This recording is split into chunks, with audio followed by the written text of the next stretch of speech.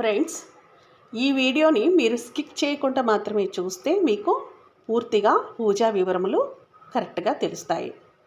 అంతేకాకుండా like subscribe తప్పకుండా చేసుకోండి. ఓకే, ఇప్పుడు మనం కథలోకి వెళ్దాం. నమశివాయ, శ్రీమాత్రే నమః. ఈ శరన్నవరాత్రులలో అమ్మవారికి దుర్గా, గాయత్రి, కాళీ అని అనేక నామాలు ఉన్నాయి.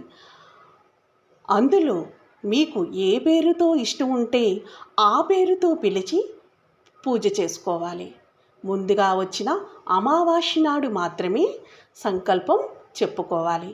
పూజకు సంబంధించిన సామాగ్రి పసుపు, కుంకుమ, గంధం, ధూపం మరియు అమ్మవారి ప్రసాదమునకు సంబంధించిన సామాగ్రి శుద్ధితో మాత్రమే అమావాస్య రోజు ఇంటికి తీసుకురావాలి.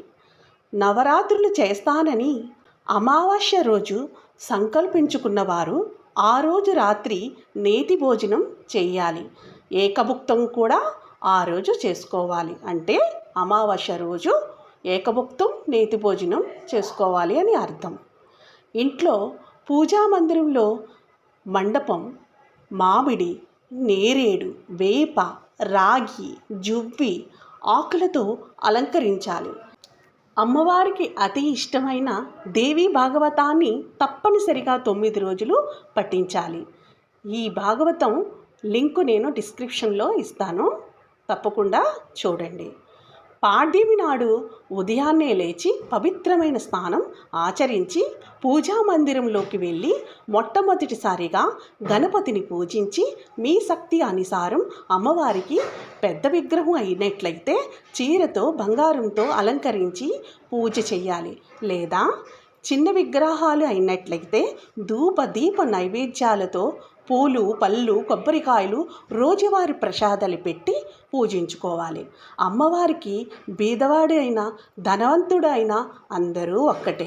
అమ్మవారికి అత్యంత శ్రద్ధతో శుచిగా మీ శక్తానుసారం పూజ చేసుకుంటే మీకు ఉన్న కోరికలు తప్పకుండా తీరుతాయి. అసలు పిసినారితనంగా మాత్రం ఎటువంటి పరిస్థితిలో పూజ చేసుకోకూడదు. కుమారి పూజ తప్పనిసరిగా చేయాలి.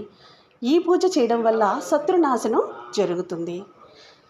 సంవత్సరం పైన ఆడపిల్లలకు మాత్రమే ఈ కుమారి పూజ చేసుకోవాలి. వారికి ఎటువంటి పరిస్థితిలో అంగవైకల్యం ఉండకూడదు. స్వయంగా అమ్మవారు శివుడికి ఉపదేశించిన ఈ మంత్రాన్ని మీకు చెబుతున్నాను. మీరు తప్పనిసరిగా 9 రోజులు పఠించండి. ఐం హ్రీం శ్రీం క్లీం చాముండా ఐ విచ్చే అనే మంత్రాన్ని పఠించాలి. దీనిని నవార్ణ మంత్రము అంటారు. మనకు ఎడమవైపు కలశ స్థాపన చెయ్యాలి.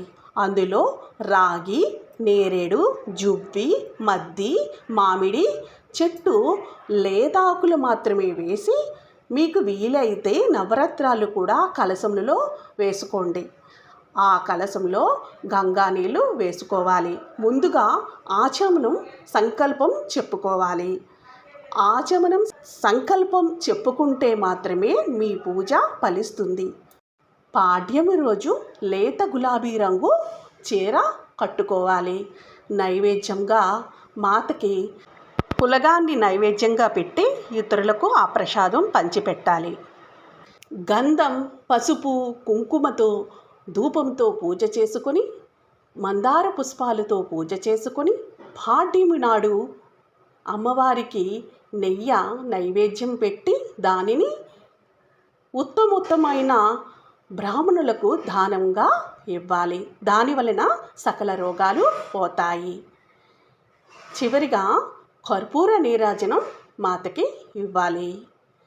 తరువాత మంత్రపుష్పం అంటే పువ్వులు, పసుపు, కుంకుమ, అక్షింతలు చేతిలో పట్టుకొని మన కోరికను మనసులో తలుచుకొని అమ్మవారి మీద వేస్తారు. దానిని మంత్రపుష్పం అంటారు.